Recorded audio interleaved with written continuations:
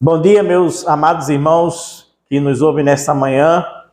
Para nós é sempre uma alegria podermos estar aqui novamente juntos para cultuar a Deus, louvar e engrandecê-lo, como a gente diz, na beleza da sua santidade, né? Porque culto é exatamente isso, encontro com Deus. E eu acho que principalmente nessa semana a gente precisa de um encontro com Deus, né?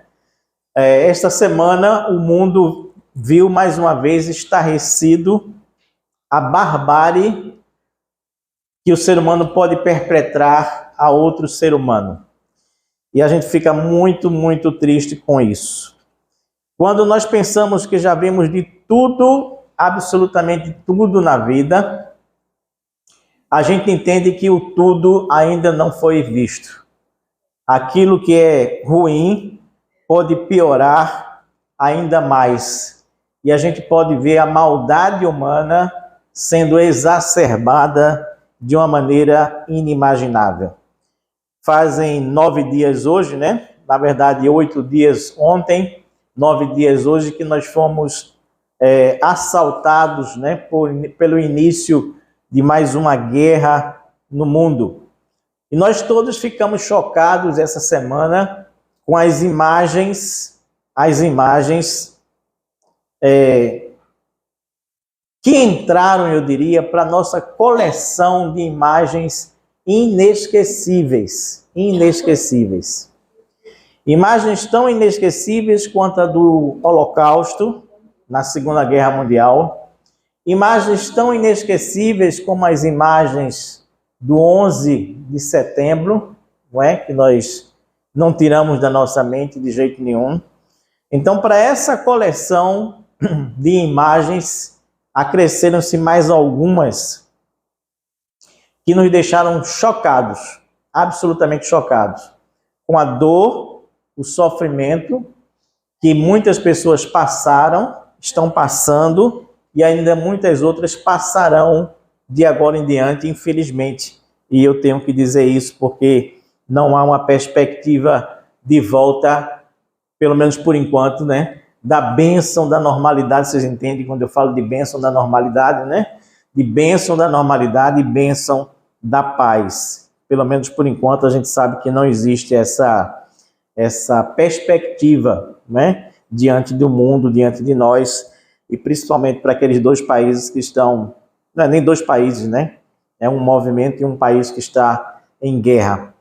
Uma reportagem, no entanto, me tocou mais profundamente, falou mais de perto ao meu coração.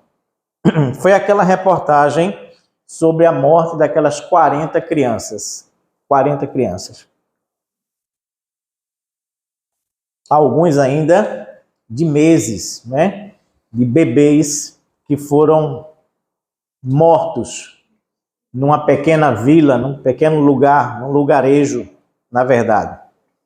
Aquela reportagem, por si só, ela já é chocante, marcante, assim como da imagem daqueles 260 jovens mortos naquela rave, com aquela estrada que parece estrada retirada de filme, né? Com aqueles carros incendiados de um lado e de outro da pista, coisas inimagináveis.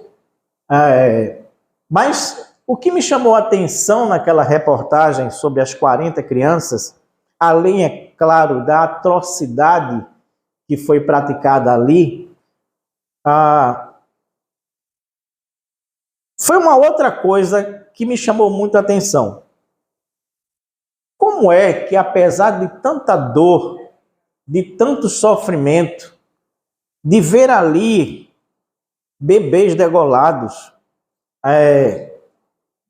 como é que, apesar da gente perceber o sofrimento e o abatimento daqueles soldados que descobriram aquele local, como é que era possível aqueles homens, na verdade, não derramar nenhuma lágrima e não haver neles nenhum sinal de desespero? Você percebeu isso? Não sei quantos aqui tiveram acesso a esse vídeo. Um vídeo muito marcante. É claro, evidentemente, que as crianças não aparecem, né? As imagens são externas às casas onde elas estavam mortas, né? Mas o que me chamou a atenção foi isso. Como é que aqueles soldados, eles conseguiam manter um autocontrole emocional tão grande?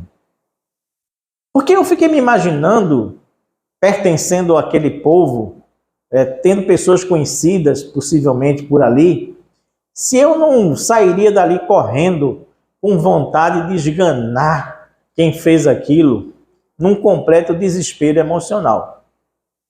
E eu não vi, na reportagem que foi feita por uma TV internacional, a gente percebia a tristeza, a gente percebia o abatimento daqueles homens, a gente percebia a alma marcada por aquilo dali, mas a gente não via nenhuma lágrima e nenhum sinal de desespero. Isso me chamou muito a atenção. Nenhum descontrole emocional. E aí eu comecei a lutar com Deus, me perguntando assim, qual era o texto que eu iria pregar hoje pela manhã. Porque é impossível, na verdade, no mundo inteiro, hoje, as igrejas, os pastores, não estarem fazendo algum tipo de reflexão sobre esses últimos 7 dias. É impossível. Não é? É preciso você estar muito fora do espaço, não é? Da terra, para você não se ver motivado a fazer alguma reflexão diante dessa barbaridade que está se tornando essa guerra. Enfim, eu comecei a lutar com Deus para descobrir qual seria o texto que eu pregaria hoje. E comecei meio sem rumo e sem direção. Até Fátima, ela vai me acompanhando durante a semana, né? Ela me perguntou assim, e aí? Já está pronta a reflexão? Isso ela começa a perguntar na terça-feira, tá, minha gente? Já na terça-feira ela começa a fazer pressão em cima de mim, né? José é outra, faz uma pressãozinha de vez em quando também. Pastor, e aí, qual é o tema? A gente tem que escolher as músicas. Enfim, mas deu até a quinta-feira à noite e eu ainda estava assim, sem rumo e sem direção. Até que, na verdade, eu me deparei com o texto de Jeremias, capítulo 31. Jeremias, capítulo 31. Eu gostaria que os irmãos abrissem sua Bíblia exatamente nesse texto. Onde nós vamos ler a partir do versículo número 15. Os irmãos, desculpem que a minha voz ainda não está boa, a garganta ainda está sofrida.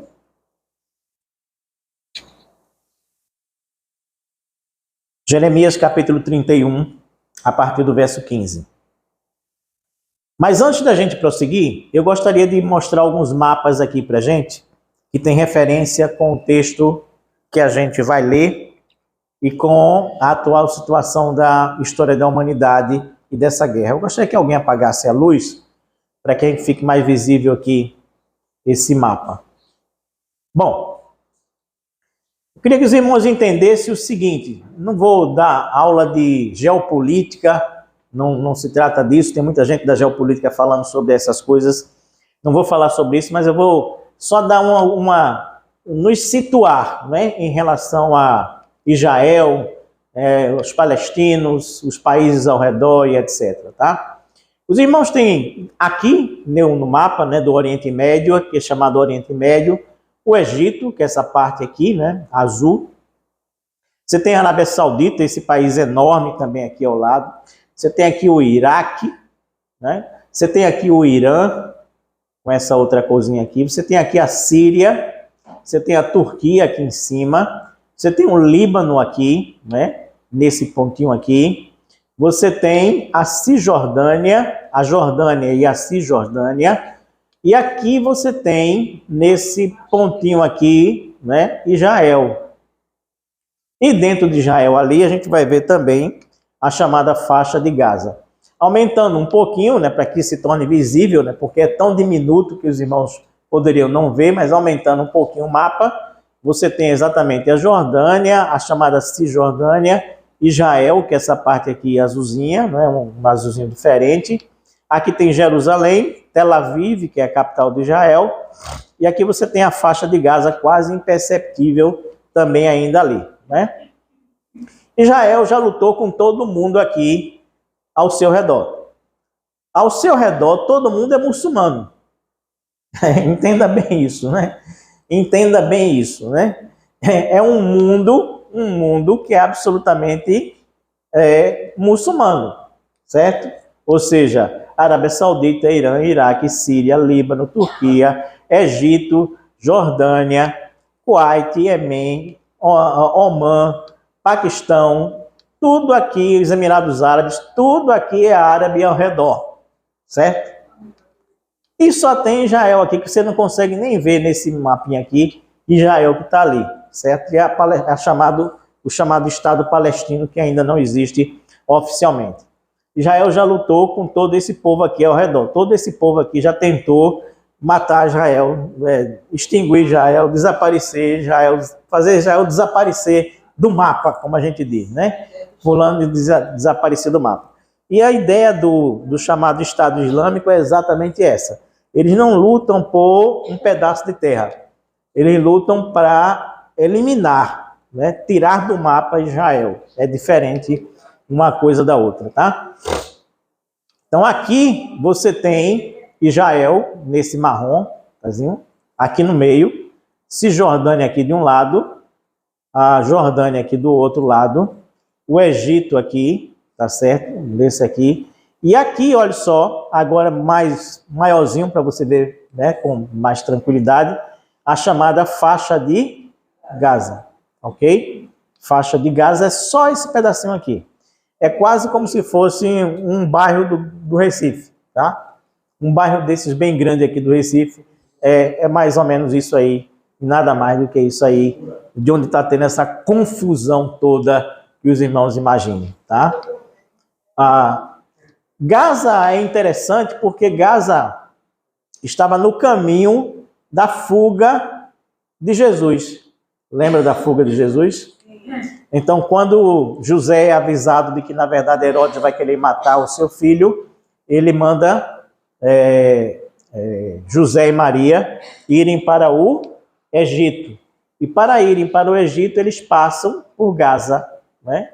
Por Gaza, e depois voltam também, porque aqui estava Nazaré, Belém, né? E Gaza logo aqui também, né? Essa a ideia.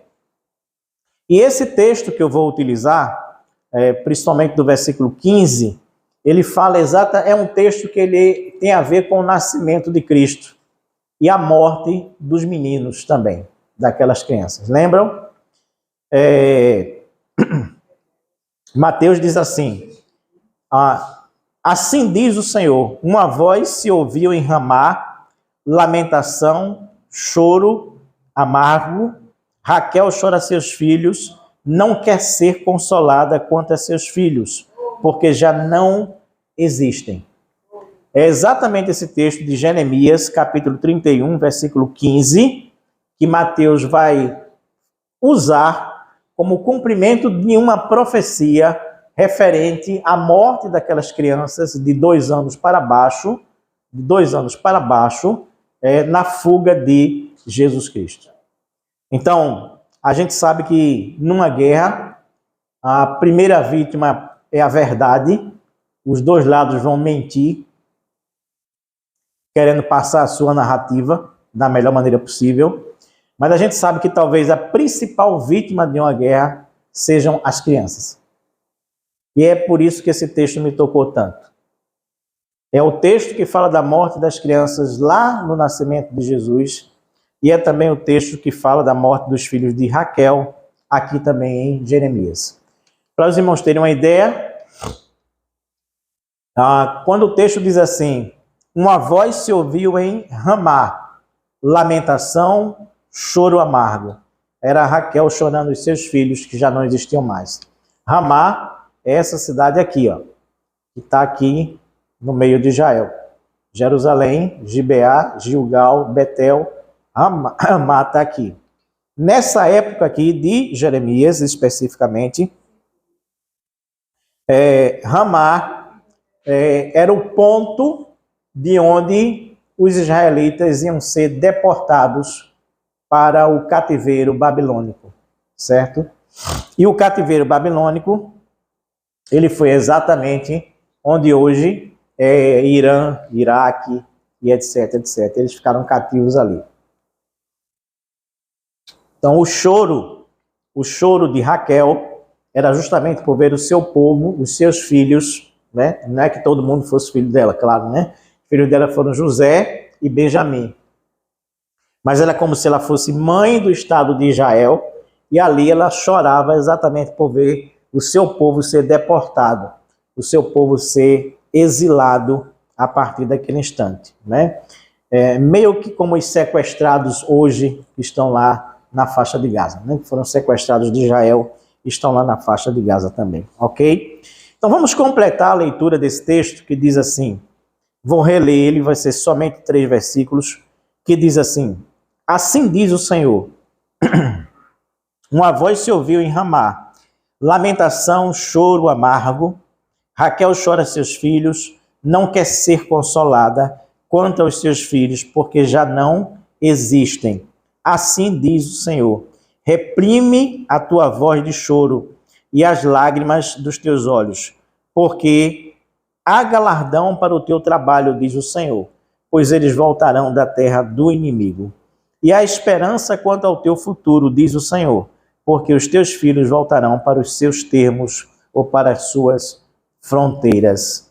Que Deus queira nos abençoar na compreensão desse texto que nós acabamos de ler. Ore comigo nesse instante. Muito obrigado, Pai amado e Deus bendito, pela tua graça, pelo teu amor e pelo teu divino Espírito Santo em nossas vidas, Pai, nós pedimos que tu possa nos dar a compreensão exata desse texto, que nós possamos entender o que ele significa, e que esse texto possa trazer para nossas vidas hoje muitas reflexões, que ele possa nos tocar o coração, para que nós possamos entender a tua vontade para o nosso viver, Senhor. Fica conosco nessa manhã e durante essa semana. Abençoa, Pai, para que o mundo possa ter paz em todos os povos e em todos os sentidos. Nós te oramos em nome de Jesus. Amém, Senhor. Amém. Há algumas lições que eu aprendi com a narrativa de Jeremias pré-cativeiro. Jeremias, ele foi aquele profeta que pregou exaustivamente ao povo para tentando evitar que esse povo fosse transformado em cativo mais uma vez. Eles já tinham experimentado o cativeiro lá do Egito e agora seria o cativeiro babilônico, durante o qual eles passariam 70 anos na Babilônia preso. Para lá foi Daniel, os seus amigos, foi Ezequiel, foi o próprio Jeremias, um monte de pessoas. Ou seja, quando se diz assim que Raquel, ouve-se uma voz de choro, não é? De lamentação, e que é Raquel que está em Ramá, na verdade chorando o povo que ia ser levado cativo, a gente começa a aprender algumas lições a partir desse versículo 15. Qual é a primeira dessas lições? É que quando a dor, a primeira delas é, quando a dor é grande demais, não há espaço para consolação. Você me entendeu? Eu vou dizer de novo para a gente entender isso direitinho.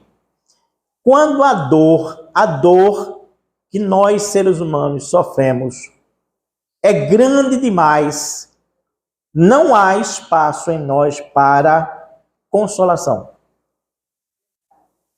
Entenda bem o que eu vou dizer para você. Esse versículo não é aquele tipo de versículo que a gente pode ler de carreirinha, viu? Não. É versículo que a gente tem que ler com calma, com atenção. Porque olha bem, o que o texto está dizendo não é assim, Raquel está inconsolável, lamentando, chorando amargamente e quer ser consolada. Não, o texto não está dizendo isso. Se a gente ler rapidinho, de carreirinha, como eu digo, a gente pode entender isso. Mas olhe comigo, o texto está dizendo exatamente o contrário. Está dizendo assim, Raquel está chorando amargamente a perda dos seus filhos e ela se recusa a ser consolada em relação aos seus filhos. Entendeu? Que é esse mesmo texto que é usado lá em Mateus, com relação àquelas mães que também perderam os seus filhos do mesmo jeito e da mesma forma que a gente está colocando aqui. Ou seja, o que ela está dizendo é assim, é que, embora a dor dessa mãe seja uma dor extremamente grande, extremada, embora o sofrimento dessa mãe seja, assim, um sofrimento inimaginável, não é? Qualquer um de nós aqui que imaginasse perdendo um filho vai tentar colocar-se um pouco nesse lugar. Imagine perder um filho de uma forma trágica, né? É bem pior ainda, tá? Mas o que ela está dizendo é exatamente isso aqui. É que, apesar dessa profunda lamentação, apesar desse choro amargo, apesar de tudo estar se transformando, na verdade, num cântico de tristeza, porque a ideia aqui desse texto é exatamente essa, quando ele diz assim, ela está lamentando, é como se fosse assim, ela está cantando de tristeza. Ela está cantando um canto amargo. A gente hoje vai cantar uma música que ela se chama o quê? Lamento de Israel. E muitas vezes Israel chorou cantando. Em sua história de vida, muitas vezes, Israel chorou cantando. Cântico de tristeza, mas cantando. Então, o que o texto está dizendo é exatamente isso aqui. Apesar de Raquel estar chorando, lamentando, cantando a sua tristeza, apesar de ela estar dilacerada pela dor, pelo sofrimento, Raquel, ela não admite ser consolada. Não admite ser consolada. Na verdade, a palavra aqui usada no original é uma palavra que significa o seguinte: ela está se recusando a suspirar. Ela está se recusando a respirar fortemente. Ela está se recusando a ter a sua alma pesarosa. Ela está se recusando a confortar-se. Ela está se recusando a admitir qualquer tipo de consolação. Ela não quer ser consolada. É isso que o texto está dizendo para cada um de nós aqui. Isso nos leva a entender que quando a dor ela é grande demais, como eu disse, não há espaço em nós nem para a consolação. Apesar do sofrimento, apesar de estarmos entrando num estado de suspensão emocional, apesar de estarmos, na verdade, como que anestesiados, nós, ou talvez até por conta disso, nós nos recusamos a ser consolados. A gente só tem uma coisa em mente: seguir em frente, seguir em frente, seguir em frente, seguir em frente. Foi isso que eu vi naqueles soldados essa semana. Não foi outro estado de espírito. Eles estavam de uma forma tão centrados ali, que apesar de toda a dor, todo o sofrimento, toda a atrocidade, toda a barbaridade que estavam vendo, eles não esboçavam nenhum descontrole emocional. E nenhuma lágrima foi derramada. É como se a gente dissesse assim: a gente só tem que cumprir o nosso papel. A gente tem que seguir em frente e fazer o que tem que ser feito. E o que tem que ser feito é a gente vencer o nosso inimigo. Ponto. E a gente vai daqui em diante. Depois a gente volta. Depois a gente chora. Depois a gente se consola. Mas o que a gente tem que fazer agora é uma coisa diferente.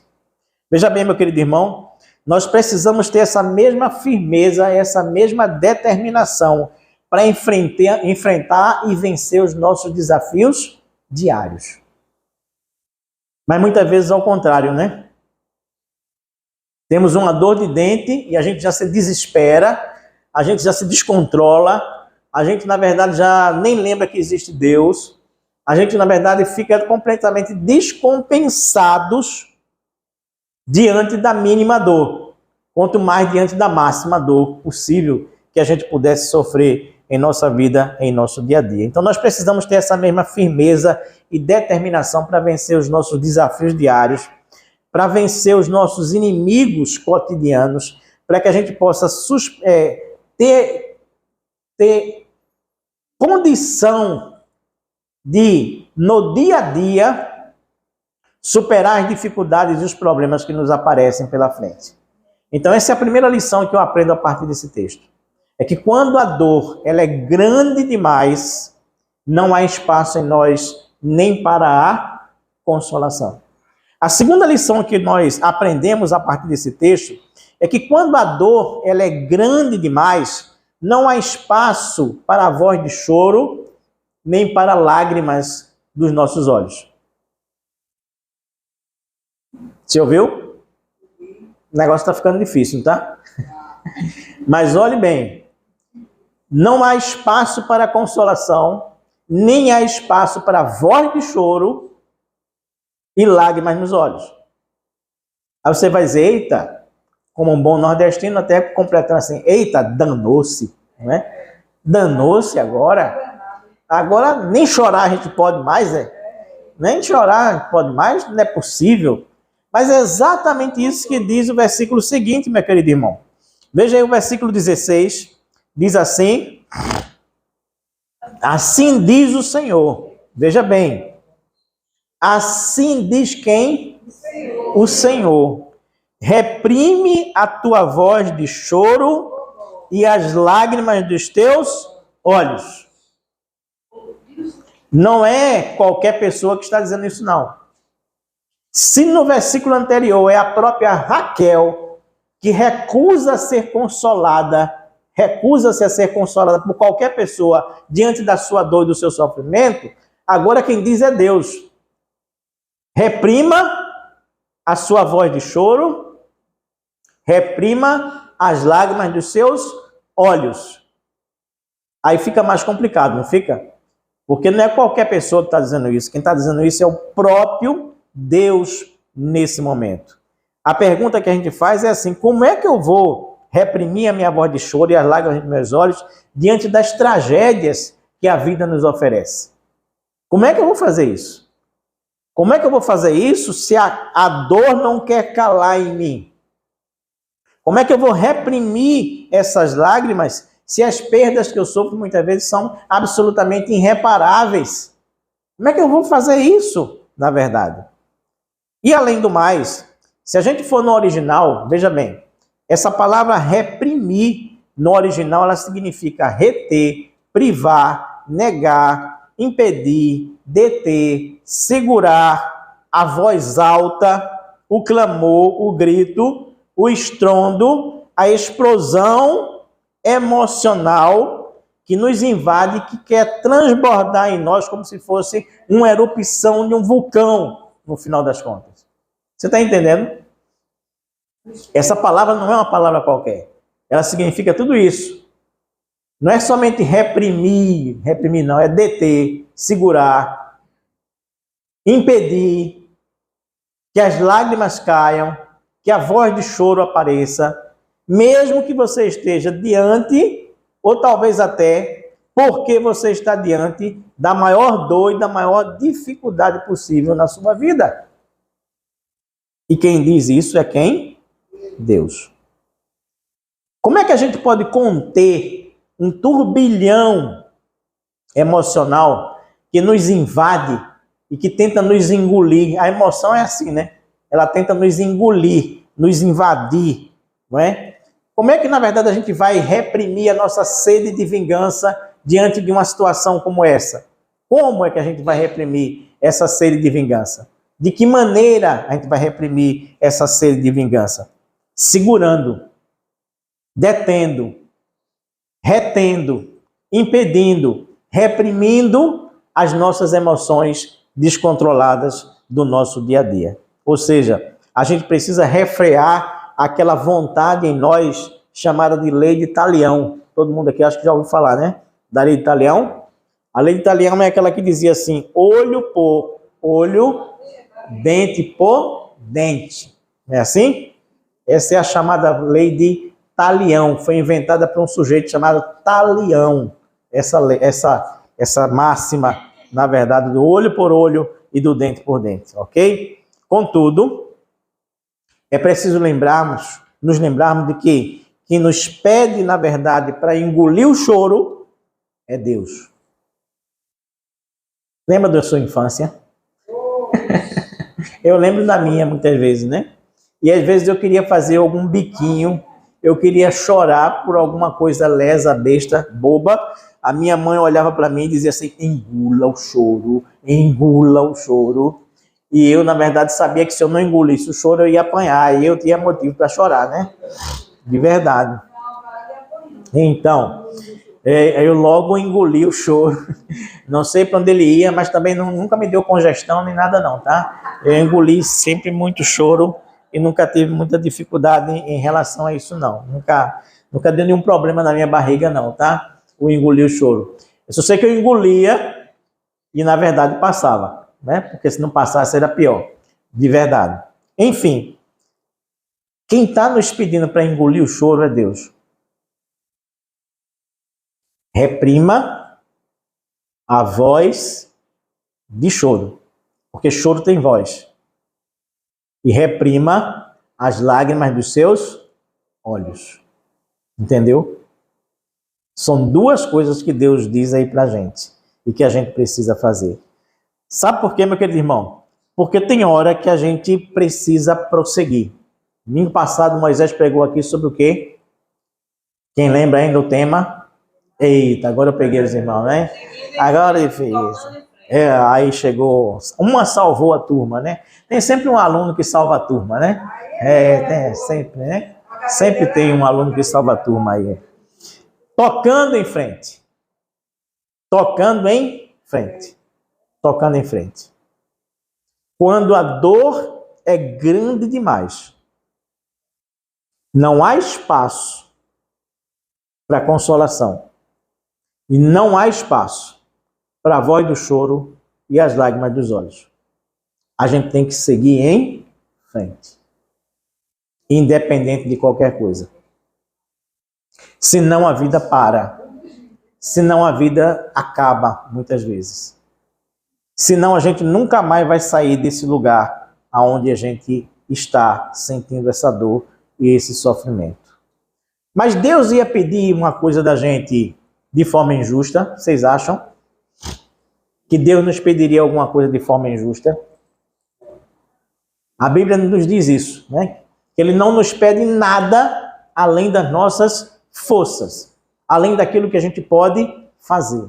Por isso, a razão pela qual Ele vai dizer que pede para que Raquel, na verdade, naquela época, né? Ela engolisse a voz de choro, reprimisse a voz do choro e as lágrimas dos seus olhos, está logo em seguida aí no versículo. Vamos ler? Diz assim, reprime a tua voz de choro e as lágrimas dos teus olhos, porque há galardão para o teu trabalho, diz o Senhor, pois eles voltarão da terra do inimigo. Quando a dor é grande demais, ela não deixa espaço para a consolação, ela não deixa espaço para a voz do choro, mas ela abre espaço para o galardão que vem do Senhor para cada um de nós. Você está entendendo o que está dizendo aqui? É exatamente isso que o texto diz. Deus jamais nos pediria algo tão difícil como engula o choro, se Ele não tivesse uma bênção muito maior para a minha vida, para a sua vida e para a vida de cada um de nós. Se Ele não tivesse uma recompensa para cada um de nós nesse sentido. No hebraico, essa palavra galardão, ela não significa apenas recompensa ou compensação. Aqui seria muito fácil entender assim, né? Você vai perder os seus filhos, mas em compensação eu vou lhe dar isso, isso e isso. Ou como recompensa eu vou lhe dar isso, isso, isso e isso. Não é só isso que o texto diz lá no hebraico de jeito nenhum. O texto diz uma coisa diferente. Essa palavra, ela é usada para pagamento. Deus está dizendo assim, há um pagamento para o teu trabalho. Há um salário para o teu trabalho. Há um soldo para o teu trabalho.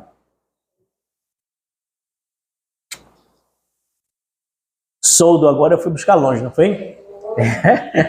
Mas lá no original é exatamente isso. Soldo equivale a salário, né? É uma palavra muito antiga que não se usa mais hoje, praticamente no português, só em quartel, né? Mas que ela significa salário. Então, o que o texto está dizendo para a gente, ou o que o Senhor está nos dizendo através do texto é assim: eu sei o quanto isso está custando para você. Percebe? Quando ele diz assim, eu vou lhe pagar, eu vou lhe dar o salário justo pelo que você está passando, ele está dizendo assim, eu sei exatamente o quanto isso está custando para você. O que ele está dizendo é assim, eu sei exatamente qual é o preço que você está pagando. Entendeu? Eu sei que esse preço não é pequeno, eu sei que esse preço é alto. Eu sei exatamente qual é o valor do que você está passando e eu vou lhe dar um galardão, um pagamento, um salário que é um salário justo em relação àquilo que você perdeu. Ou então em relação à obra que você está fazendo nesse instante. É isso que Deus está dizendo para a gente. É isso que Deus está dizendo naquele instante para Raquel, que estava perdendo seus filhos naquele momento, naquela hora ali.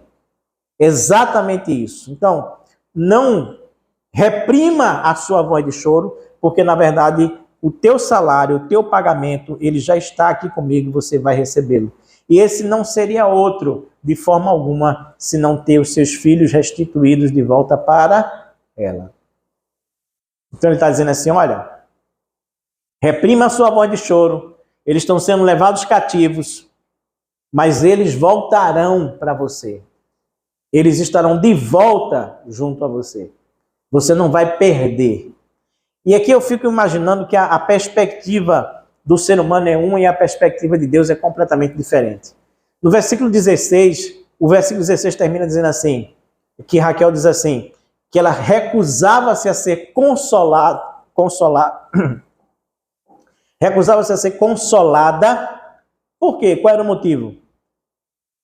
Versículo 16, quem lembra ainda, dá uma olhadinha aí.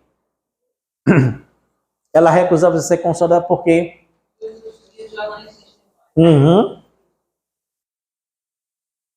Porque os seus filhos já não existiam mais na perspectiva dela. Essa é a perspectiva do ser humano. No versículo seguinte, 16, Deus diz, há uma recompensa, há um salário, há um pagamento que você vai receber, e esse pagamento vai ser você ter os seus filhos de volta. Ou seja, aquilo que para nós não existe mais, o texto não diz assim, porque os seus filhos já não mais existiam. Aquilo que para nós já não existe mais, Deus pode nos trazer de volta. Porque a perspectiva de Deus é outra. Não é a mesma minha, não é a mesma sua, não é a mesma de cada um de nós. É outra perspectiva. Eu quero perguntar para você agora aqui. O que é que para você já não existe mais? O que é que para você diz assim? Isso aí não me volta mais de jeito nenhum. Isso aí para mim já não existe mais. Não interessa o que for. Saiba que Deus pode trazer de volta para você isso a qualquer hora, a qualquer momento, a qualquer instante. Porque Deus é Deus. E a perspectiva dele não é a minha, não é a sua, não é a de nenhum de nós. Quando esse texto nos diz que não há espaço para consolação, não há espaço para choro ou lágrimas, esse texto também nos diz que existe um espaço enorme para o galardão, para a bênção que Deus pode trazer para a minha vida, para a sua vida. E esse galardão ele vai ser exatamente do mesmo tamanho da nossa dor e do nosso sofrimento. Amém, meu querido? Vai ser exatamente igual. Para Raquel, os filhos já não existiam mais. Para Deus, ela ia receber esses filhos de volta. Ou seja, ele ia dar aquilo que era exatamente do mesmo tamanho, da mesma forma e do mesmo jeito. Eu quero concluir nessa conclusão dizendo o seguinte: quando não há espaço para consolação, quando não há espaço para choro nem lágrimas, há espaço para o galardão e há espaço para uma outra coisa, que se chama esperança. E é isso que vai nos dizer o versículo 17. O versículo 17 diz assim: e há esperança quanto ao teu futuro, diz o Senhor, porque os teus filhos voltarão para os teus termos ou para as tuas fronteiras. Amém? Esse texto é interessante porque ele diz assim, a esperança para o teu derradeiro fim, não é? Tem uma tradução que traz assim, diz assim, a esperança para teu derradeiro fim, ou então para o teu final, ou poderia ser assim, para a conclusão da tua vida, para o finalzinho da tua vida. É exatamente isso que diz o texto aqui. É interessante que aqui eu quero fazer uma reflexão com os irmãos,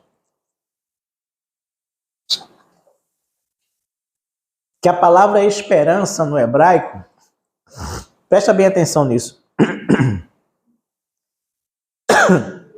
A palavra esperança no hebraico, a raiz dela é a palavra corda, Josi. A origem etimológica da palavra esperança no hebraico é a palavra corda, cordão, conexão. Sabe o que é interessante aqui? É que é como se, na verdade, o texto estivesse dizendo assim, a esperança é a corda, é o cordão que nos liga às nossas expectativas. A esperança é como se fosse a corda que vai trazer o futuro que a gente espera para a gente. Entendeu? A esperança é a corda que nos amarra a Deus, no final das contas. A esperança, na verdade, é aquilo que nos liga à vontade de Deus para nossas vidas. A esperança é aquilo que não nos deixa a ermo, não nos deixa solto. A Bíblia diz que existe a fé, a esperança e o amor. O amor nos liga a Deus. A fé nos liga a Cristo. Mas a esperança, ela nos liga ao Espírito Santo que está na nossa vida no dia a dia hoje, trabalhando para que esse futuro se concretize na minha vida, na sua vida, na vida de cada um de nós. Você já prestou atenção nisso? Então, quando você ouvir falar de esperança, esperança é aquilo que nos amarra, nos liga ao futuro que Deus tem planejado para mim, para você e para cada um de nós, na verdade. Entendeu? A esperança é aquilo que traz para nós o futuro desejado, que nos faz agarrar a esse futuro desejado. Por isso, meu querido irmão, meu querido amigo,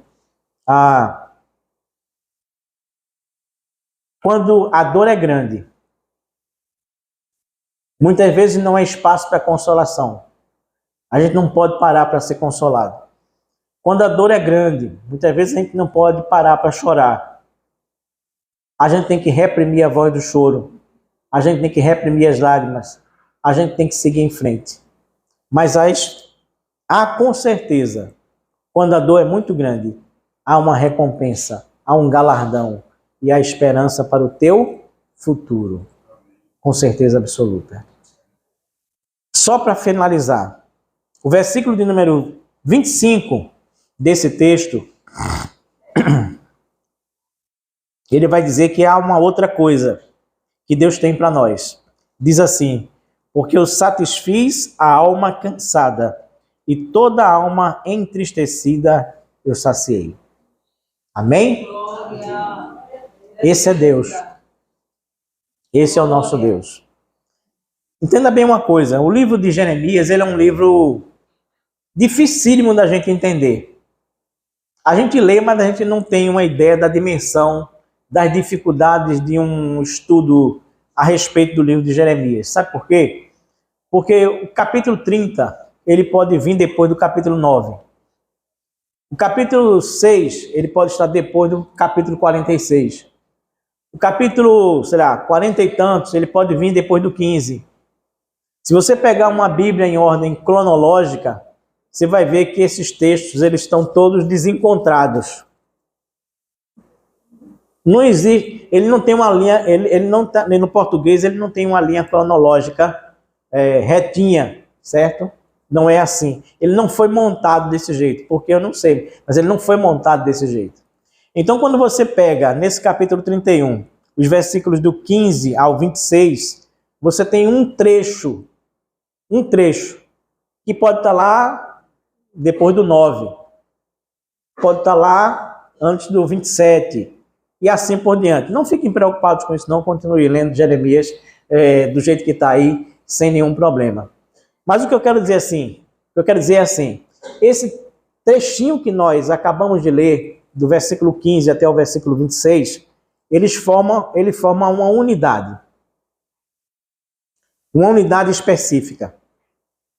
Uma unidade que na verdade é assim, é como se Jeremias estivesse recebendo uma própria palavra de consolo de Deus.